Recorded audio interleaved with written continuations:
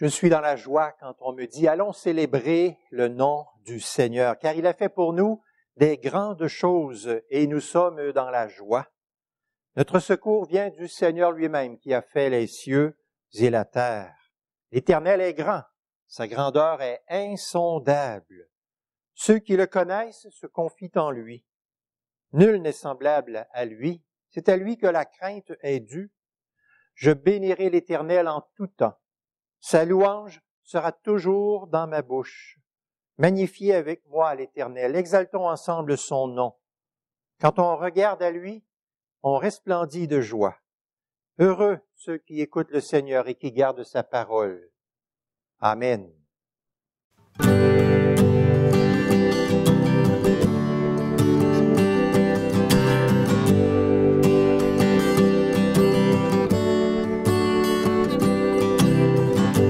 Je loue ton nom éternel. Seigneur, je célèbre ta bonté. Quelle joie tu vis en moi. Quelle joie tu viens pour nous sauver. Tu viens du ciel sur la terre, montrer la voie de la terre à la croix, payer pour moi, de la croix jusqu'au tombeau, et du tombeau jusqu'au ciel, je loue ton nom éternel.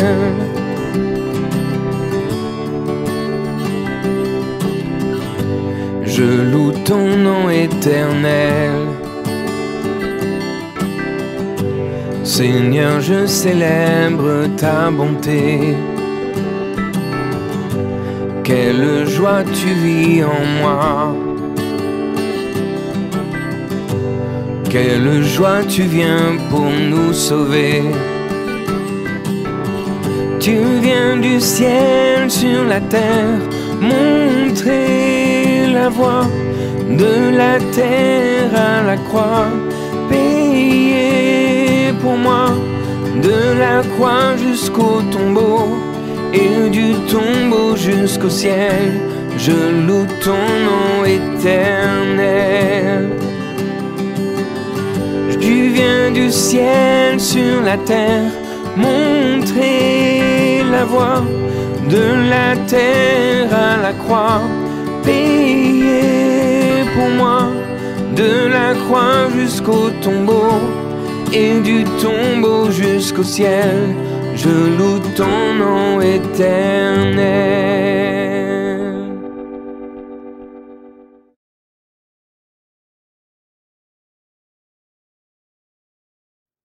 L'Éternel dit à Moïse, « Je vois que ce peuple est un peuple à la nuque raide. » Une triste constatation que le Seigneur a fait souvent en regardant l'histoire de son peuple, et les prophètes ont repris ces paroles. Dieu ajoute et il dit, « Ils n'ont pas écouté, ils n'ont pas tendu l'oreille, ils ont raidi leur nuque pour ne pas écouter et ne pas recevoir de leçons. »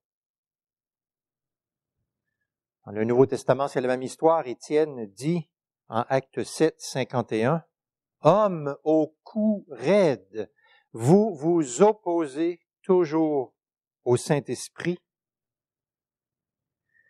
Que demande de nous le Seigneur? Voici sa parole, « Vous ne raidirez plus votre nuque. » Inclinons-nous un moment dans la prière.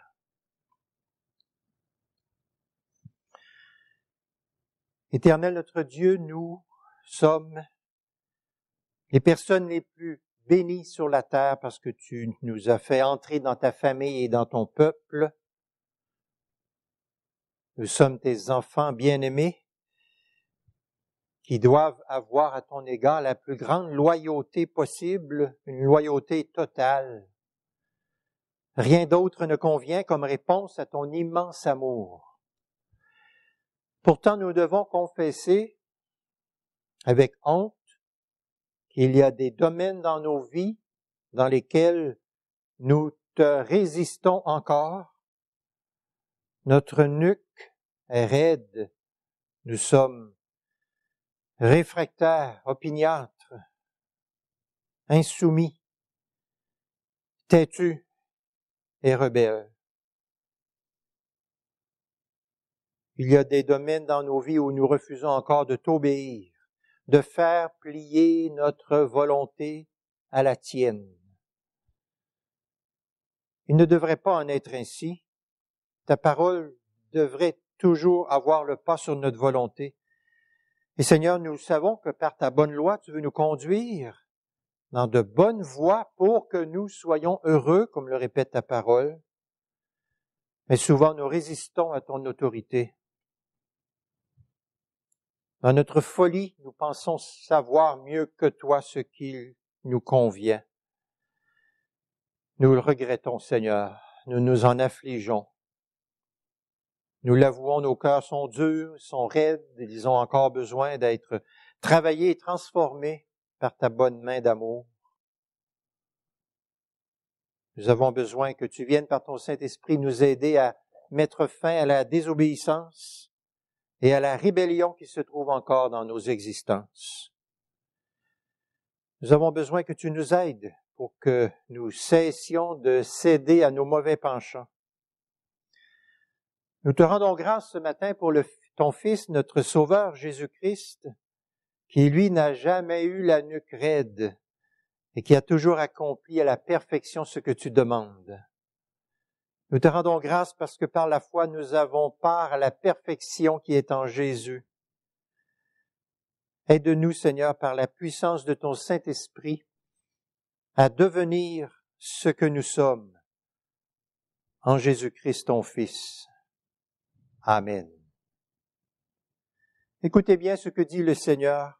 Mon peuple, rappelle-toi bien ceci. C'est toi qui es mon serviteur. Je t'ai façonné pour que tu sois à mon service. J'ai passé l'éponge sur tes révoltes et sur tes fautes. Les voilà effacées, disparues. Amen.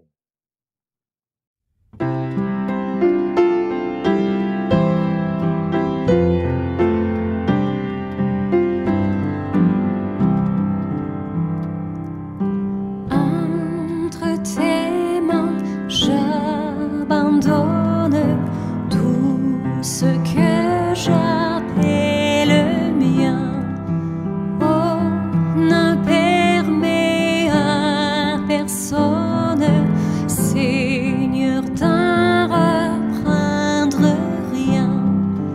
Oui, prends tout, Seigneur. Oui, prends tout, Seigneur. Entre tes mains, j'abandonne tout avec bonheur. Je n'ai pas peur de te suivre sur le chemin de la croix. C'est pour toi que je veux vivre. Je connais, j'aime ta voix. Oui, prends tout, Seigneur. Oui, prends tout, Seigneur. Sans rien garder, je te livre.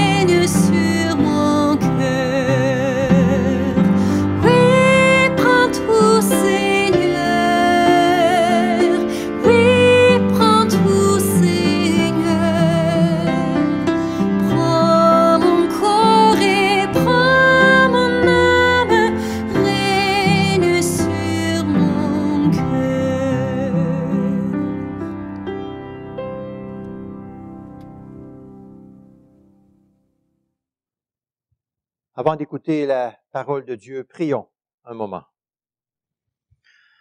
Notre bon Père, merci d'avoir prescrit la lecture et la prédication de ta parole pour que les tiens soient attirés à toi, pour qu'ils soient nourris, avertis, consolés.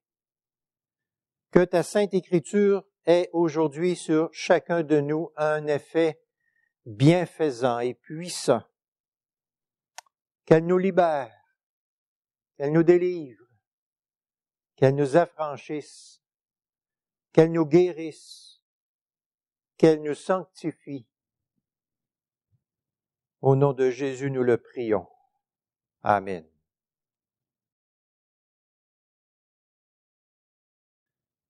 Notre lecture biblique ce matin se trouve dans l'épître de Paul aux Colossiens, au chapitre 4, au verset 7 à 18. Écoutons ensemble cette parole du Seigneur.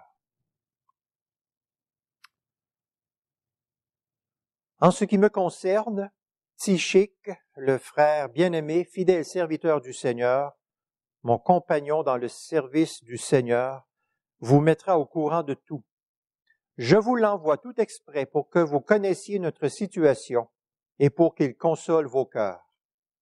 Je l'envoie avec le fidèle et bien-aimé frère Onésime, votre compatriote. Ils vous mettront au courant de tout ce qui se passe ici.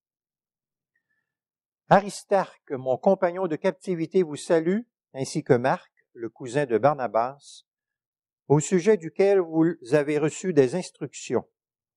S'il vient chez vous, faites-lui bon accueil. Jésus, appelé Justus, vous salue aussi. Parmi les circoncis, ce sont les seuls qui travaillent avec moi pour le royaume de Dieu. Ils ont été pour moi un réconfort. Épaphras, votre compatriote, vous salue. Serviteur du Christ Jésus, il ne cesse de combattre pour vous dans ses prières afin que, parfait et pleinement convaincu de la volonté de Dieu, vous teniez ferme. Je lui rends ce témoignage qu'il prend beaucoup de peine pour vous, pour ceux de Laodicée et pour ceux d'Hiérapolis. Luc, le médecin bien-aimé, vous salue ainsi que Démas. Saluez les frères qui sont à Laodicée, ainsi que Nympha et l'Église qui est dans sa maison. Quand cette lettre aura été lue chez vous, faites en sorte qu'elle soit aussi lue dans l'Église des Laodicéens, et que vous lisiez également celle qui vous arrivera de Laodicée. Dites à Archippe, prends garde au service que tu as reçu du Seigneur afin de le bien remplir. Je vous salue, moi Paul, de ma propre main. Souvenez-vous de mes chaînes. Que la grâce soit avec vous. Amen. Le pasteur Jean-Marc Taubois a été emporté par le coronavirus il y a quelques jours à l'âge de 75 ans. C'est peut-être un nom qui ne vous est pas inconnu puisque son nom est écrit dans la préface de la version de la Bible que nous utilisons dans cette assemblée, c'est-à-dire la Bible, la version Colombe, parce que Jean-Marc Taubois avait contribué et travaillé à la traduction de cette version de la Bible, issue d'une longue lignée de pasteurs huguenots, ce grand amoureux de la Bible et conférencier infatigable depuis plus de 4 décennies, avait une assurance et une consolation solide. C'était quoi? C'était que dans la vie comme dans la mort, il n'appartenait pas à lui-même, mais il appartenait corps et âme à Jésus-Christ, son fidèle Sauveur. Et par son sang précieux, ce fidèle Sauveur, le Seigneur Jésus, a totalement payé pour tous nos péchés et nous a délivrés de toute puissance du diable. Et il nous garde si bien qu'il ne peut pas tomber un seul cheveu de notre tête sans la volonté de notre Père qui est dans les cieux. Il ne peut pas tomber un seul cheveu de notre tête sans la volonté de notre Père qui est dans les cieux. cet enseignement qui provient de la bouche même du Fils de Dieu, Jésus-Christ, nous remplit de réconfort. Quoi qu'il arrive, le Seigneur nous aime et il mène toutes choses à bonne fin pour nous. Dans le sage plan de Dieu, le pasteur Jean-Marc Taubois avait terminé sa mission sur la terre. Et maintenant, il se repose là où le coronavirus n'a aucun accès. Alors que nous arrivons ce matin à la conclusion de notre série de prédications sur la formidable épître de Paul aux Colossiens, nous sommes mis en présence d'une série de personnes qu'on pourrait appeler les héros dans l'ombre. Qui sont-ils? Voici leurs noms. Tychique, Onésime, Aristarque, Marc, Justus, Épaphras, Luc, Démas, Nympha et Archippe. 10 héros dans l'ombre. Vous le savez, le monde est actuellement en état d'alerte et ici au Québec, le gouvernement du Québec recrute dans divers ministères le plus de personnes qu'il peut pour les former le plus rapidement qu'il peut pour que ces personnes soient en mesure de répondre aux milliers d'appels téléphoniques qui surgissent de partout dans la province pour poser des questions en lien avec la pandémie. Quelqu'un de très proche de moi travaille maintenant dans ce rôle, joue ce rôle et il m'a dit cette semaine que les personnes qui jouent ce rôle sont appelées maintenant les héros dans l'ombre dans la lutte contre le coronavirus. Les héros dans l'ombre. On pourrait dire qu'en Colossiens 4, 7 à 18, l'apôtre Paul nous parle de ces héros dans l'ombre. Il nous donne dans ces versets comme une photo de groupe de ces gens qui jouent un rôle très important dans le développement de l'Église. Tout ne reposait pas sur l'apôtre Paul pour le développement de l'Église. Tout ne reposait pas non plus sur les héros dans l'ombre pour le développement de l'Église. Tout repose sur Jésus-Christ, le Fils de Dieu, le chef de l'Église, celui qui est la tête de l'Église. C'est lui qui a dit « Je bâtirai mon Église ». Et c'est ce qu'il fait. Et gloire à son nom. Il est fidèle. Mais ayant dit ça, on se souvient que bien que l'apôtre Paul, tout au long de cette épître aux Colossiens, ait accordé toute la place, dans un certain sens, à Jésus-Christ, nous nous souvenons à quel point, et avec raison, il a élevé ce Sauveur glorieux, nous rappelant sa suprématie sur tout, sur tous, nous rappelant sa toute suffisance. Ça ne veut pas dire que le rôle ou le ministère des êtres humains sont sans valeur aux yeux de Dieu. Ce n'est pas le cas. L'Éternel Dieu se plaît à se servir de ses enfants, des chrétiens, de ses bien-aimés, pour qu'ils jouent un rôle important dans le développement et la croissance de l'Église. Ça veut dire que chaque chrétien a un rôle important à jouer. Au verset 11 de notre texte, l'apôtre Paul parle de ceux qui, dit-il, travaillent avec moi pour le royaume de Dieu. Ils travaillent avec moi pour le royaume de Dieu. Au début de son épître au chapitre 1, Paul avait dit « Rendez grâce à Dieu qui nous a délivrés du pouvoir des ténèbres et nous a transportés dans le royaume de son Fils bien-aimé en qui nous avons la rédemption, le pardon des péchés. » Dans son grand amour, Dieu nous a fait entrer dans son royaume. Et maintenant, nous travaillons dans son royaume de diverses manières, avec les dons et les talents qu'il a confiés à chacun. C'est notre vocation, c'est notre joie aussi de travailler dans le royaume de Dieu. Qu'est-ce que ça veut dire au juste? Qu'est-ce que ça implique? En quoi consiste ce travail dans le royaume de Dieu? J'aimerais ce matin, à la lumière du texte biblique que nous avons lu, relever quelques éléments du travail dans le royaume de Dieu, travail dans lequel chaque enfant de Dieu est impliqué. Je ne prétends pas que ce texte dit tout à ce sujet, mais il relève quand même plusieurs éléments importants et intéressants.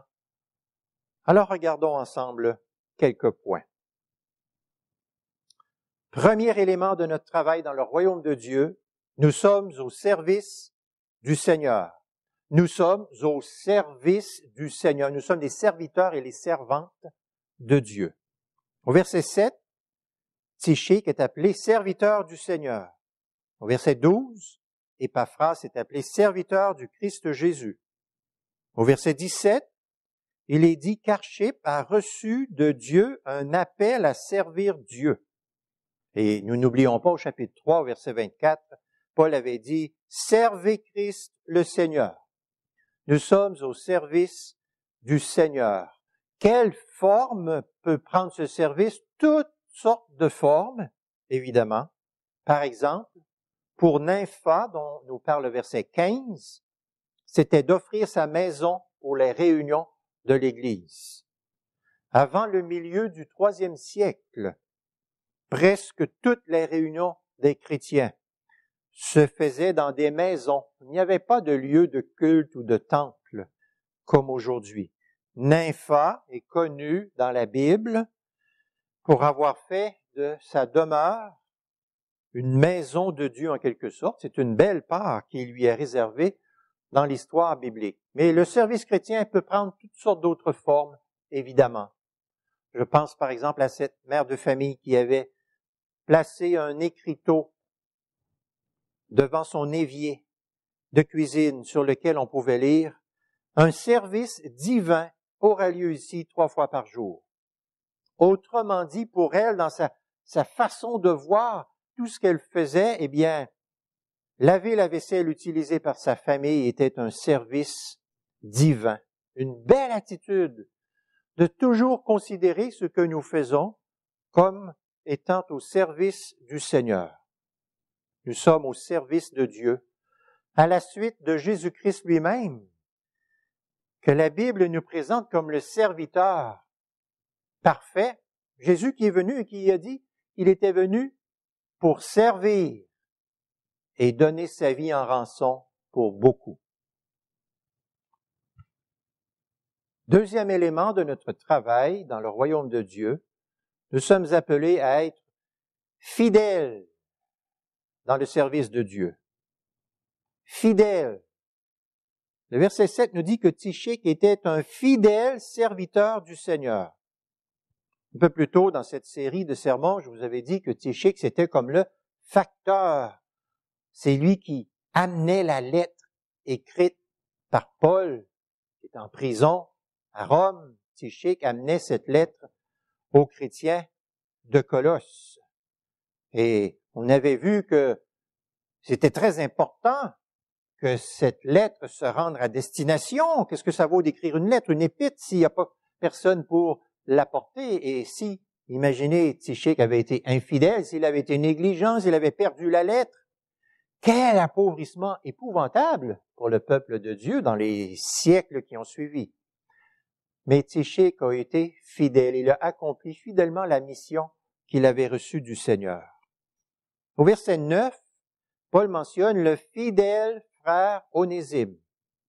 Au verset 17, Paul écrit « Dites à Archippe, prends garde au service que tu as reçu du Seigneur afin de le bien remplir. » Prends garde, remplis bien ton service, fais bien les choses pour Dieu.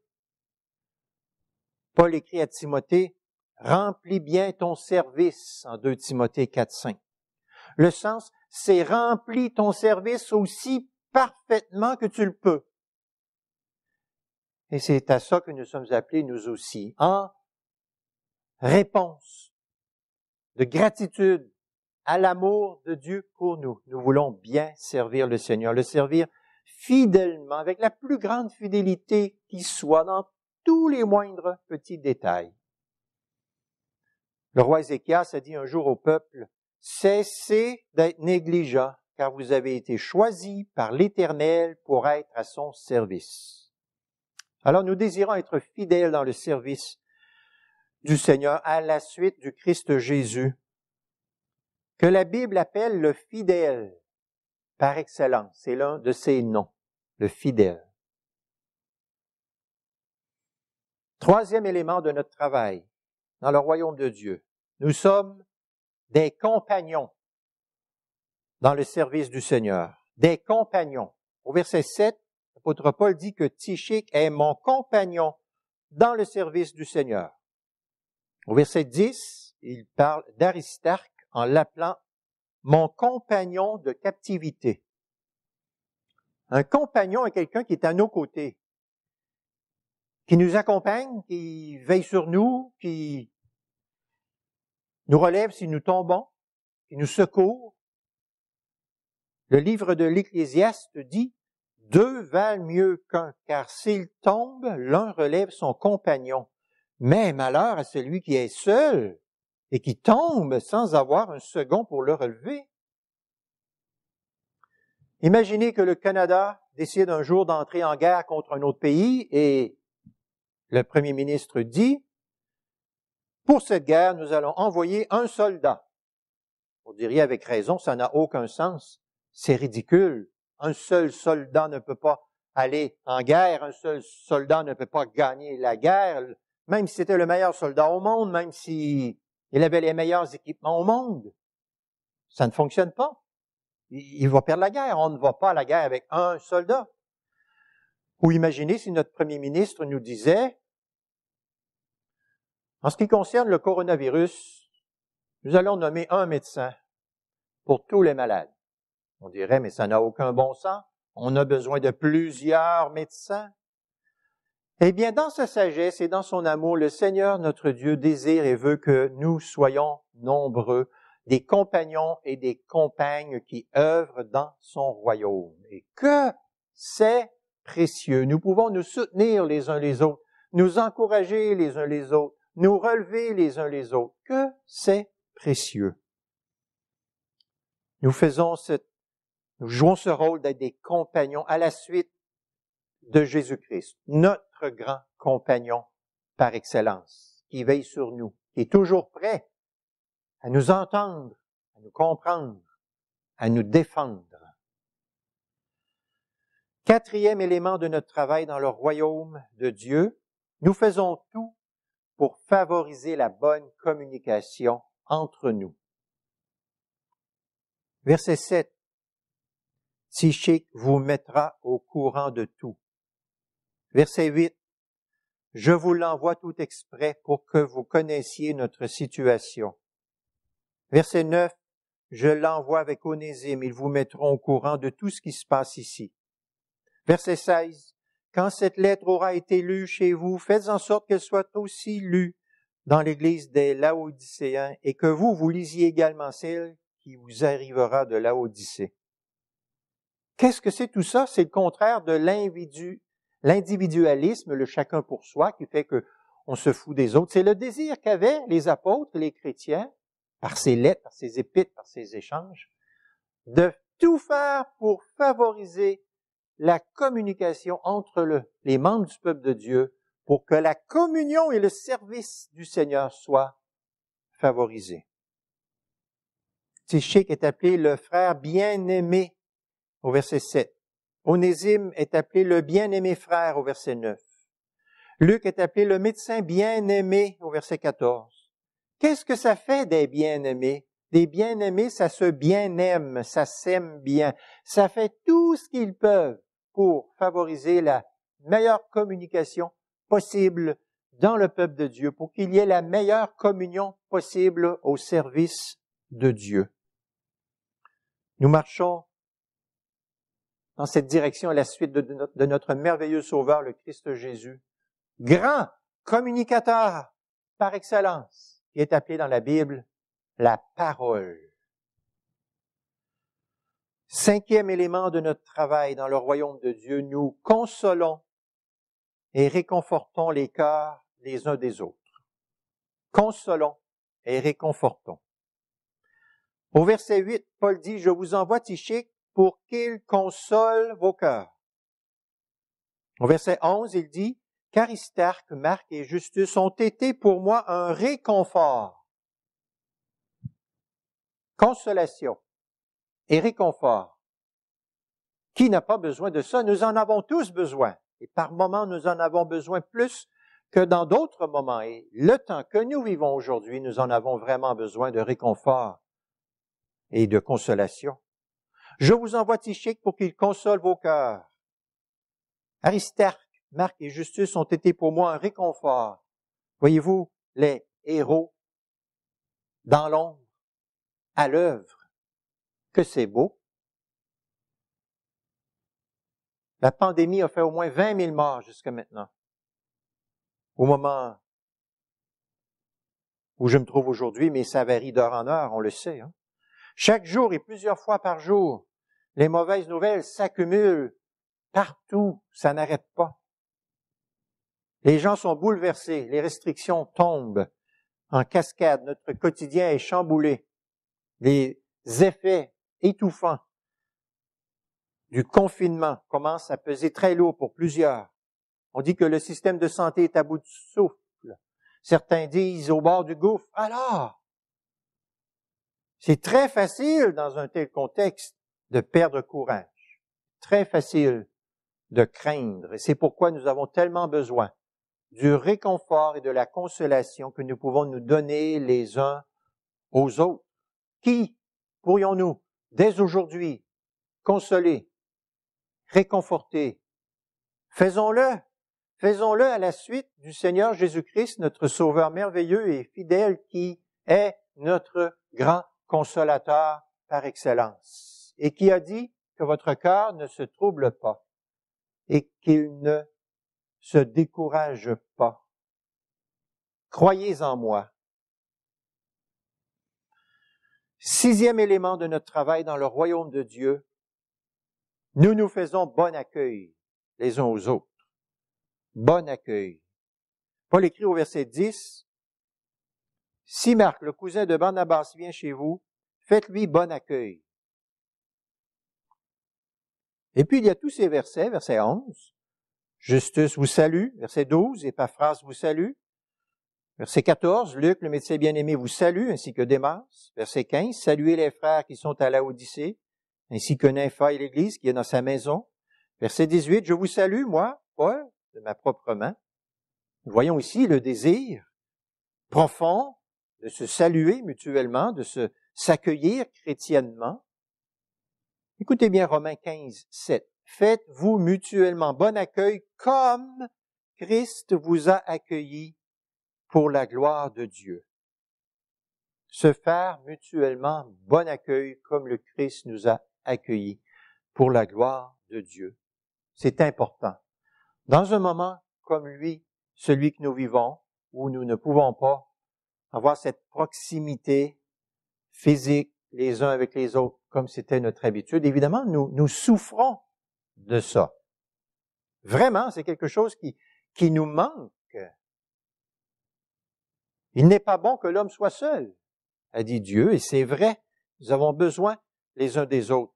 Paul, Luc, Démas et les autres étaient à Rome, loin des Colossiens, mais quand même, ils prennent la peine d'écrire des paroles pour dire « On ne vous oublie pas, on pense à vous, on vous salue, on vous transmet la bénédiction, la grâce, la paix du Seigneur. » Et certainement que les chrétiens à Colosse étaient encouragés de recevoir ces salutations, de savoir qu'il y avait des personnes qui pensaient à eux, qui se souciaient d'eux, qui priaient pour eux.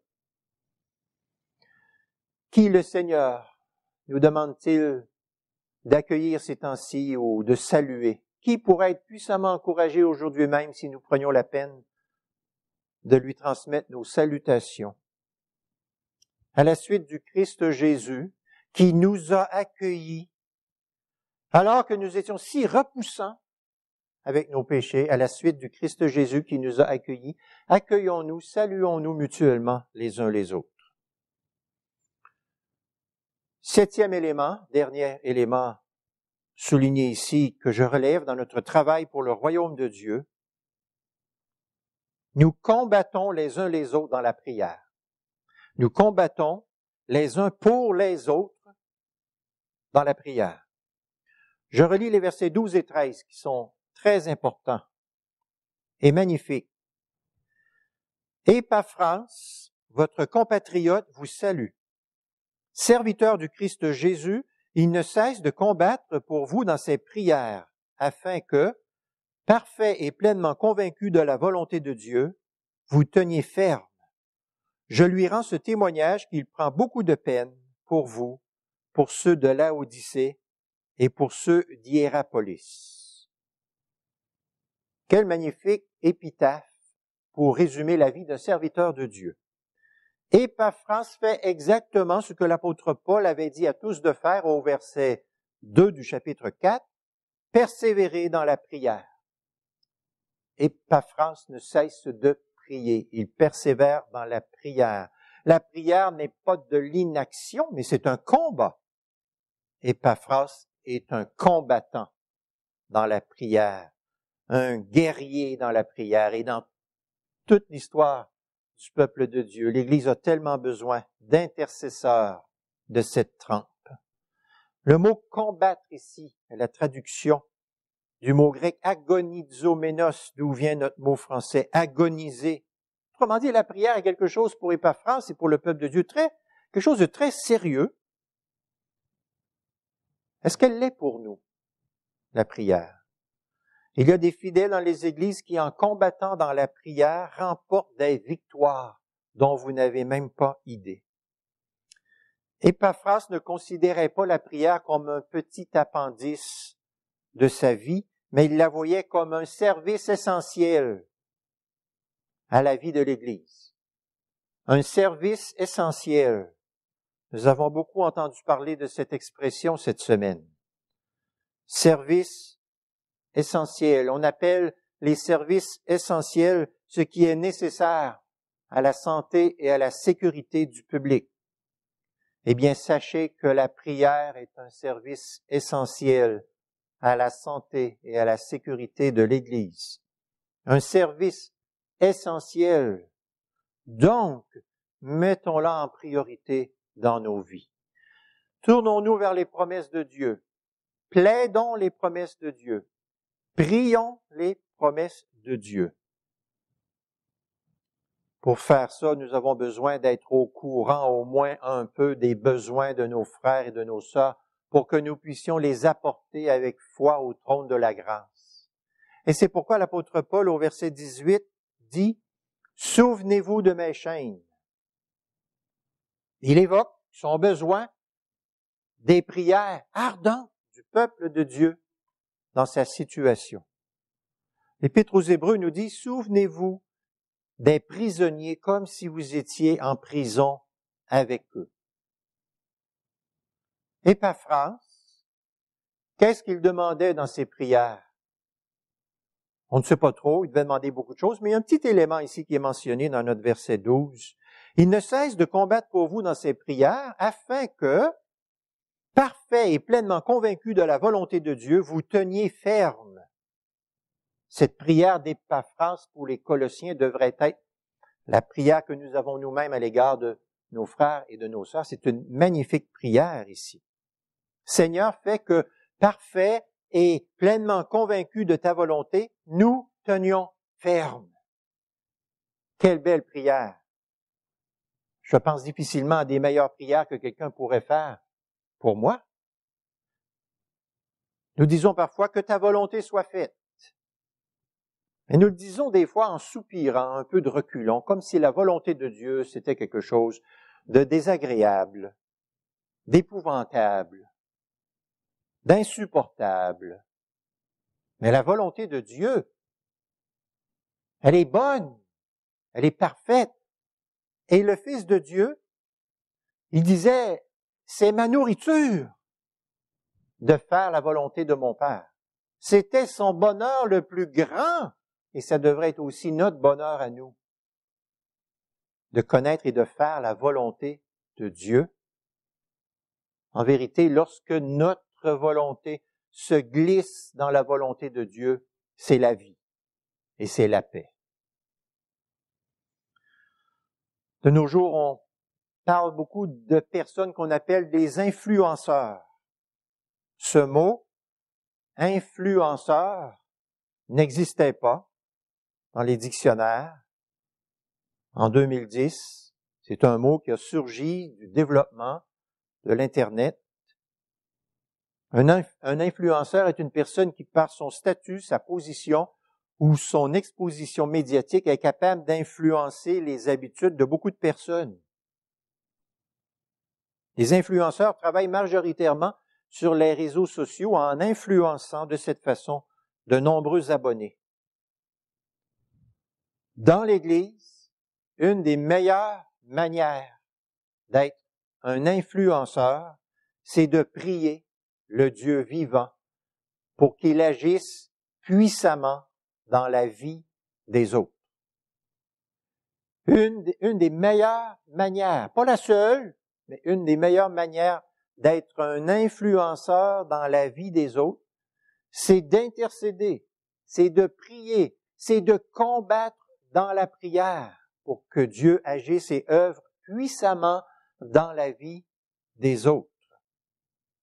À la suite de Jésus-Christ, le grand intercesseur hors pair, dont la Bible nous dit qu'il intercède présentement pour nous et qu'il est toujours vivant. Colossiens 4, 7 à 18 nous enseigne que les héros dans l'ombre ont leur importance, ils jouent un rôle clé dans le plan divin du salut.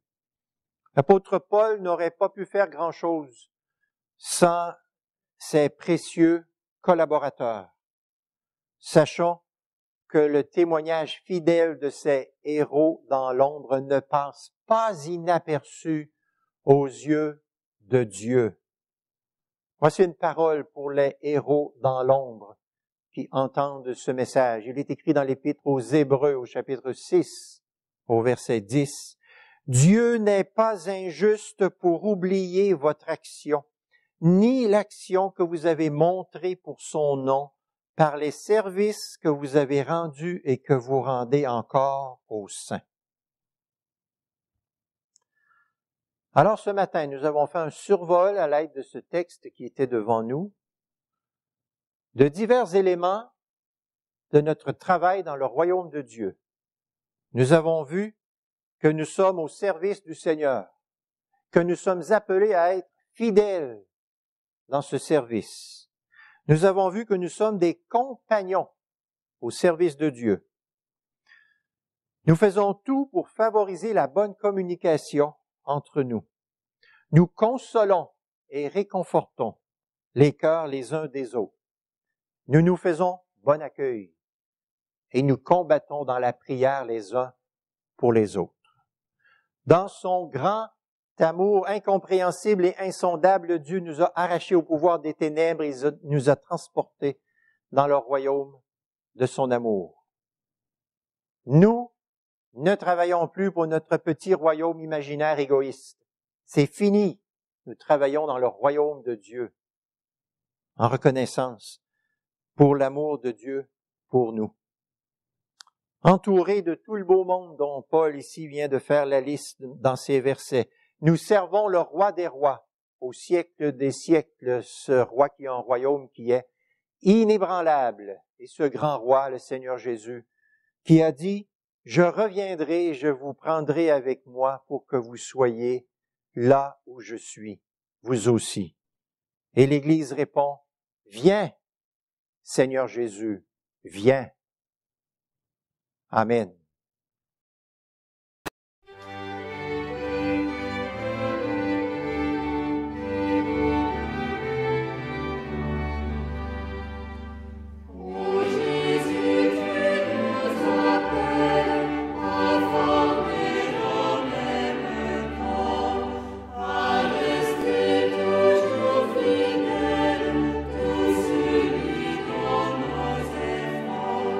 Que jamais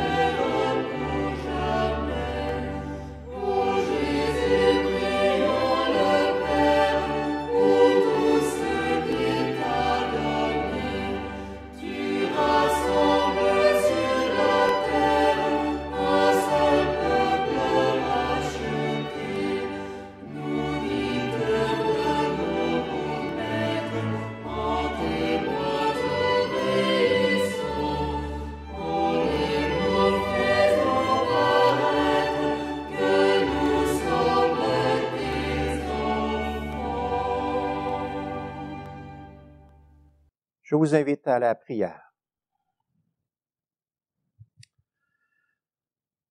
Notre bon Père, merci de veiller sur nous, au point où pas un seul cheveu de notre tête ne tombe sans ta volonté. Merci de prendre soin de nous et de mener toutes choses à bonne fin pour nous. Merci que ton Fils bien-aimé, Jésus-Christ, bâtit son Église comme il l'a promis. Merci, Seigneur, que tu nous aies transportés dans le royaume de ton Fils bien-aimé. Et merci de nous appeler à travailler désormais dans ce merveilleux royaume d'amour, royaume inébranlable. Aide-nous à te servir fidèlement chaque jour. Merci de faire de nous des compagnons et des compagnes de combat, de service. Aide-nous à tout faire pour favoriser entre nous la bonne communication et la bonne communion dans notre service de ta personne.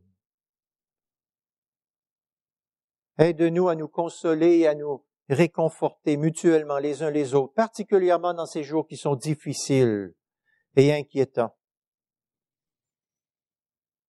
Aide-nous à nous faire bon accueil mutuellement et à nous saluer les uns les autres d'un amour authentique et profond. Pardonne-nous, Seigneur, notre tendance à négliger la prière. Nous avons besoin de la prendre plus au sérieux. Fais que, pleinement convaincus de ta volonté, eh bien, nous tenions ferme.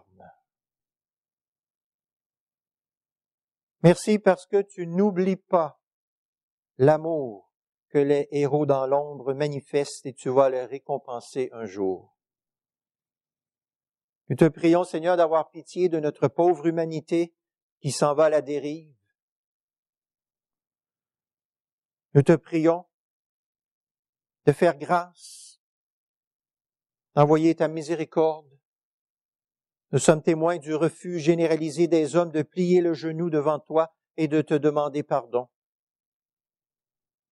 Ton porte-voix que sont les épreuves pour nous réveiller de notre torpeur semble laisser la majorité indifférent.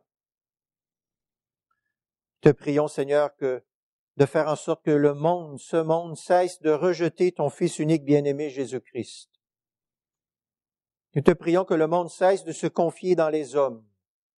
Nous te prions que le monde se tourne vers toi avec repentance.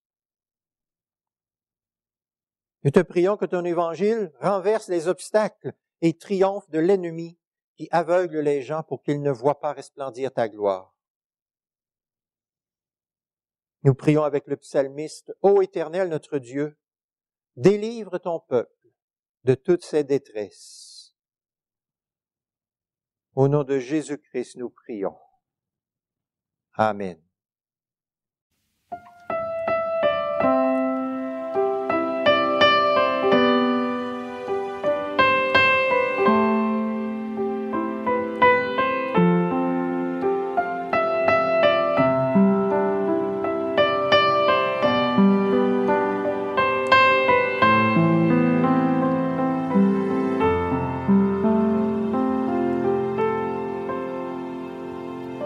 Lumière du monde venue dans l'obscurité, tu m'ouvres les yeux et je vois tant de beauté que mon cœur ému t'adore. Je sais que ma vie est en toi et me voici pour louer, me voici à tes pieds.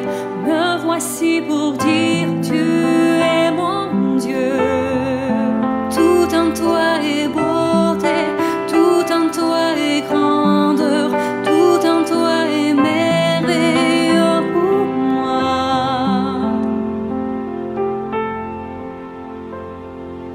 Roi éternel, élevé au-dessus de tout, ta gloire resplendit dans le ciel.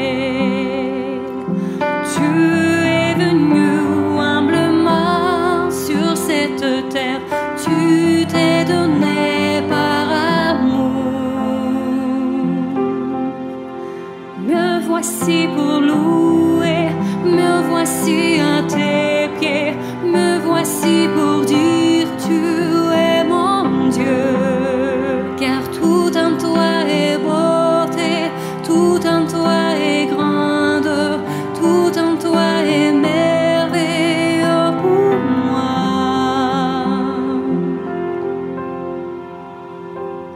Je ne pourrais imaginer le prix payé pour mon péché. Je ne pourrais imaginer le prix payé pour mon péché. Et me voici pour louer, me voici à tes pieds, me voici pour dire tu es mon Dieu. Tout en toi est beauté, tout en toi est grandeur, tout en toi est merveilleux pour moi. Me voici pour louer, me voici à tes pieds, me voici pour dire tu es mon Dieu. Car tout en toi est beauté, tout en toi est grandeur, tout en toi est merveilleux pour moi.